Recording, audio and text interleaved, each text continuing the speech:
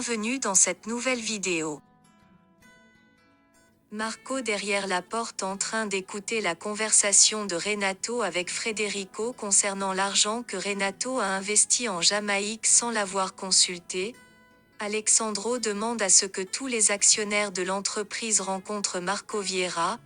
Il est surpris de voir que cet homme sait beaucoup de choses sur l'entreprise depuis sa constitution jusqu'à aujourd'hui. Paulina a réussi à calmer Federico avec l'aide de son père. Renato est très surpris de voir que Marco Vieira sait beaucoup de choses sur lui.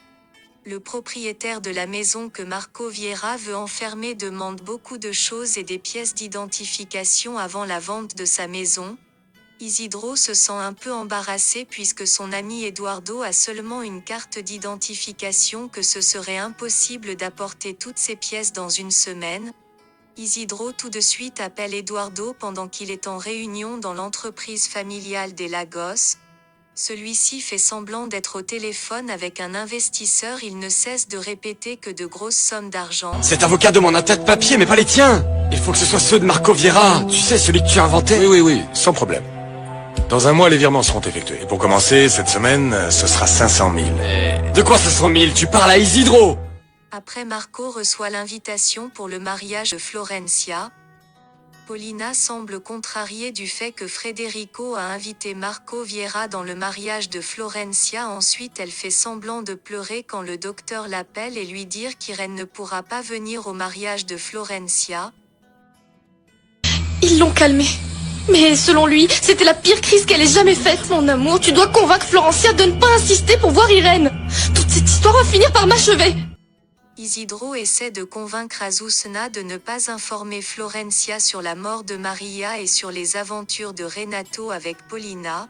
Cette femme reste ferme sur sa décision de quitter le pays après avoir fini de dire tout à Florencia. Au centre, le docteur donne à Florencia le double du dose pour que son cas ne s'améliore pas.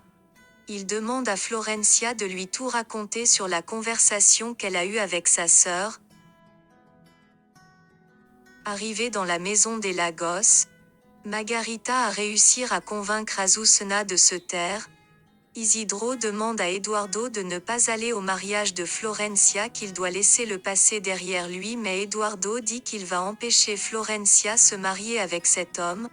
Alexandro reproche son fils Federico d'avoir invité Marco au mariage de Florencia puisqu'il est un étranger dans l'entreprise. Paulina reçoit l'appel de son patron de bien continuer sa mission.